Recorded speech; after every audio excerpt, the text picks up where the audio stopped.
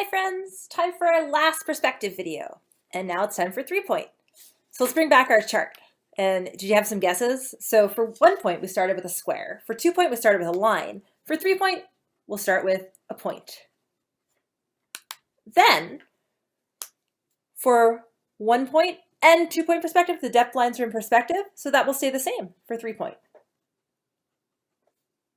Horizontal lines, also in perspective in 3 point. And vertical lines, you guessed it, also in perspective. So everything's in perspective.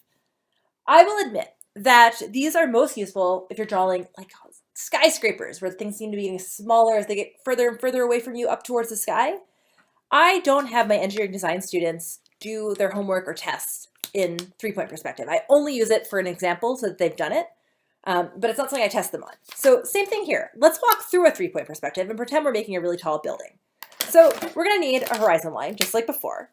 But now, and again, we're doing this for a building. So if we're doing it for a building, this will be our horizon line.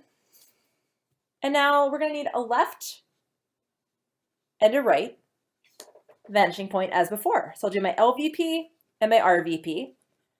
And now we need a top vanishing point. And I'll put it above the horizon line, call it TVP.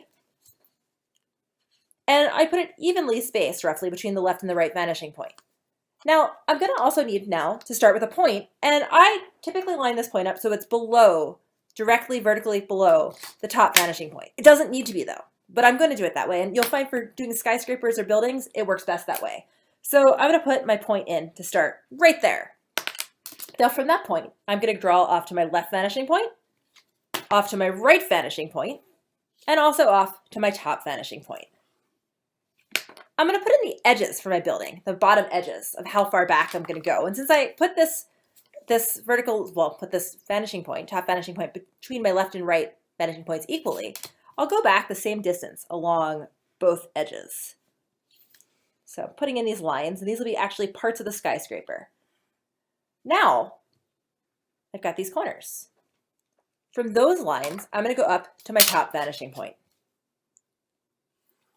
So it almost looks like I'm making some kind of pyramid. Okay. And now I need to figure out how tall I'm going to make my skyscraper. So I'm going to follow up this front edge as high as I want the skyscraper to be. Now skyscrapers, we don't see the top of them, right?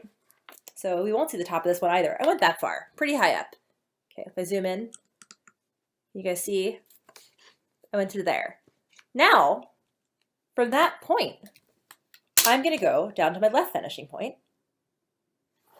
and down to my right vanishing point.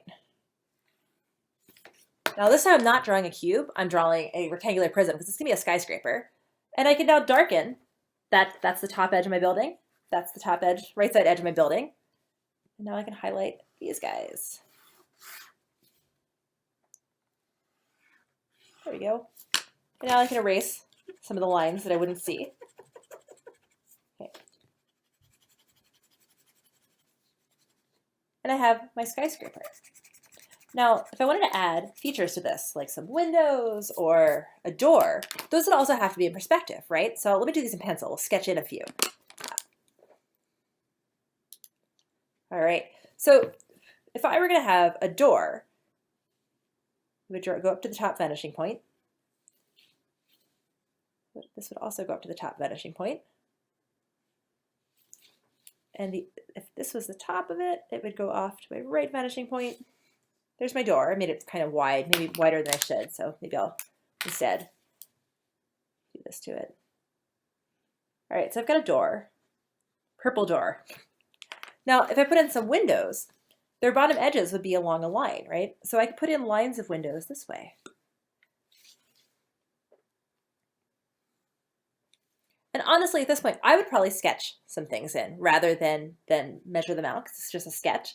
So I'm going to put in the top edge of the windows here, the top right edge of the windows here, and then I'm going to draw in, again, all lines going to the top vanishing point. I can draw in some windows. Now remember, as they get closer to the vanishing points, they're going to get smaller. So now I've got 3 windows maybe that I've put in. Similarly here, I'm going to put in my windows. Now they're going to go to the top vanishing point.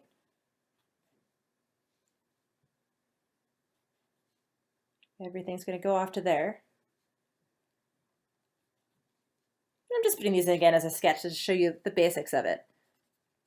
Now, the important thing is how tall I made this window here, this measurement here, because if I put another row in above it, it would have to get smaller, right? And smaller as it went up.